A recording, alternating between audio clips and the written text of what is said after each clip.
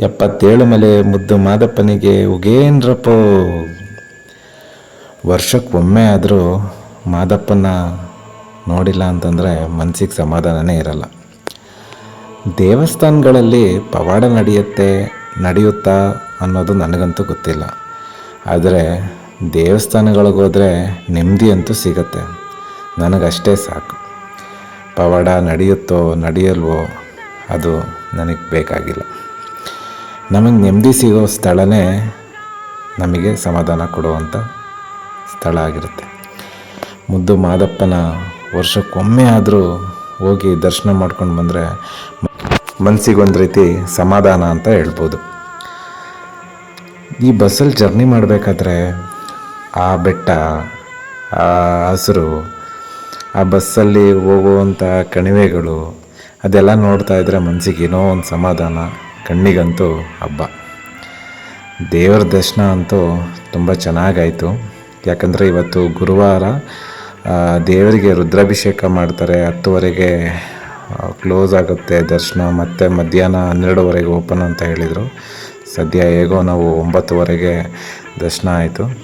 ಜೊತೆಗೆ ಅಲ್ಲಿ ದೇವಸ್ಥಾನದಲ್ಲಿ ಊಟನೂ ಮಾಡಿದ್ವಿ. ಆನಂತರ ಹಂಗೆ ದೇವಸ್ಥಾನದ ಒಂದು ಸುತ್ತು ಬಂದು ದೇವಸ್ಥಾನನ ಹತ್ರ ನಿಂತ್ಕೊಂಡು ಫೋಟೋ ತೊಗೊಂಡು ವೀಡಿಯೋಸ್ ಮಾಡಿಕೊಂಡು ಹಾಗೆ ಊಟ ಮಾಡೋಣ ಅಂತಲೂ ಹೋದ್ವಿ. ಆ ಊಟನೂ ತುಂಬ ಚೆನ್ನಾಗಿತ್ತು. ಮುಂಚೆ ಎಲ್ಲ ಪಲಾವ್ ಸ್ವಲ್ಪ ಮಸಾಲೆ ಐಟಮ್ಸ್ ಜಾಸ್ತಿ ಹಾಕ್ತಿದ್ರು, ಬಟ್ ಈ ಸಲ ತುಂಬ ಚೆನ್ನಾಗಿತ್ತು, ತುಂಬ ಇಷ್ಟ ಆಯಿತು. ಹಂಗೆ ಮಾದಪ್ಪನಿಗೆ ದರ್ಶನ ಮಾಡಿಕೊಂಡು ಅಡ್ಡಬಿದ್ದು ಮಾದಪ್ಪನ ನೋಡಿಕೊಂಡು ಹಾಗೆ ಆನೆ ಹತ್ರ ಬಂದೆ. ಈ ಆನೆ ಹೆಸರು ಉಮಾಮಹೇಶ್ವರಿ. ಈ ಆನೆಗೆ 50 ವರ್ಷ ಆಗಿದೆ ಅಂತೆ. ನೋಡೋಕೆ ತುಂಬ ಚೆನ್ನಾಗಿದೆ. ನೋಡ್ತಾನೆ ಇರಬೇಕು ಅನಿಸುತ್ತೆ. ಆನೆನ ನೋಡಿಕೊಂಡು ಹಾಗೆ ಒಂದು ವೀಡಿಯೋ ತೊಗೊಂಡು ಪ್ರಸಾದ ತಗೊಳ್ಳುವ ಅಂತ ಬಂದೆ. ಹಾಗೆ ಪ್ರಸಾದ ತೊಗೊಂಡು ಅಲ್ಲೇನೇನು ಕೌಂಟರಲ್ಲಿ ಒಬ್ಬರೇ ಇದ್ದಿದ್ದು, ಹಾಗಾಗಿ ಪ್ರಸಾದ ತೊಗೊಂಡು ಇನ್ನೇನೆಲ್ಲ ಮುಗೀತು ಅಂಥೇಳಿ 11:30 ಬಸ್ ಹತ್ತಿದೆ. ಕೆಲವೊಂದು ಸಲ ಜೀವನ ಹೇಗಿರುತ್ತೆ ಅಂತಂದರೆ,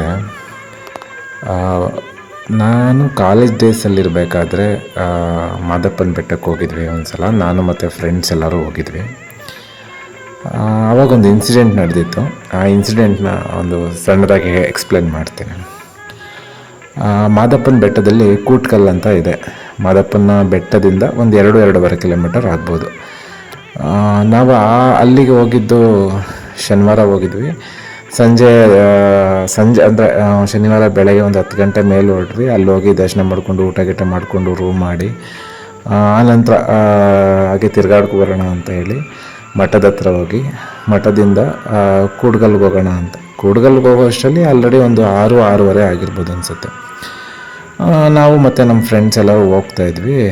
ಆಗ ಒಬ್ಬರು ಅಂದರು, ಏನು ಇವಾಗ ಹೋಗ್ತಾ ಇದ್ದೀರಲ್ಲ, ಇವತ್ತು ಹೋದರೆ ವಾಪಸ್ ಬರ್ತೀರಾ ಅಂತ ಹೇಳಿದ್ರು. ನಾವು ಇದೇನು ಈಗ ಹೇಳ್ತಾರಲ್ಲ ಅಂತ ಅಂದ್ಕೊಂಡು ಬೇಗ ಹೋಗಿ ಬರೋಣ ಅಂತ ಹೋದ್ವಿ. ಬಟ್ ಹೋಗ್ಬೇಕಾದ್ರೆ ನಮ್ಮ ಫ್ರೆಂಡ್ಸ್ ಎಲ್ಲ, ಅಯ್ಯೋ ಏನಪ್ಪ ಹೋಗ್ಬೇಕಾದ್ರೇ ಈಗ ಹೋಗ್ತೀರಾ ಅಂತಂದರು ಅಂತ ಮನಸ್ಸಲ್ಲಿ ಒಂದು ನೆಗೆಟಿವ್ ಥಾಟ್ ಹಾಗೆ ಬಂದು ರಪ್ ಅಂತ ಬಂದು ಹೋಗಿತ್ತು. ಹಾಗೆ ಹೋದ್ವಿ ನೋಡೋಣ ಅಂತಂದ್ಬಿಟ್ಟು ಹೋದ್ವಿ. ಅಲ್ಲಿಗೆ ಹೋಗೋಷ್ಟ್ರ ವೇಳೆಗೆ ಕತ್ಲೆನೇ ಆಗಿತ್ತು. ಹೋಗಿ ದರ್ಶನ ಮಾಡಿಕೊಂಡು, ಕತ್ಲೆ ಆಗಿದ್ದರಿಂದ ಯಾರೂ ಇರಲಿಲ್ಲ, ಲೈಟ್ ಟಾರ್ಚ್ ಹಾಕ್ಕೊಂಡು ಹೋಗಿದ್ವಿ. ಆ್ಯಕ್ಚುಲಿ ಫೋನ್ ಒಬ್ಬರೇ ತೊಗೊಂಡು ಬಂದಿದ್ದೆ, ಯಾಕೆಂದರೆ ಎಲ್ಲರ ಫೋನು ಸ್ವಿಚ್ ಆಫ್ ಆಗಿತ್ತು, ಚಾರ್ಜ್ ಇರಲಿಲ್ಲ. ರೂಮಲ್ಲಿ ಎಲ್ಲರೂ ಚಾರ್ಜ್ ಹಾಕಿ ಬಂದಿದ್ದರು. ಒಬ್ರದ್ದೇ ಫೋನ್ ಇರೋದ್ರಿಂದಾಗಿ ಹೋಗಿದ್ವಿ.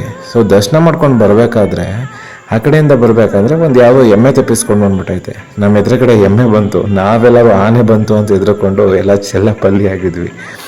ಸೊ ಅದೊಂಥರ ಹೆಂಗೆ ಅಂತಂದರೆ, ನೆಗೆಟಿವ್ ಥಾಟ್ ಇಟ್ಕೊಂಡು ಹೋದರೆ ಈ ಎಮ್ಮೆನೂ ಆನೆ ಥರನೇ ಕಾಣಿಸುತ್ತೆ ಅನ್ನೋದೊಂದು.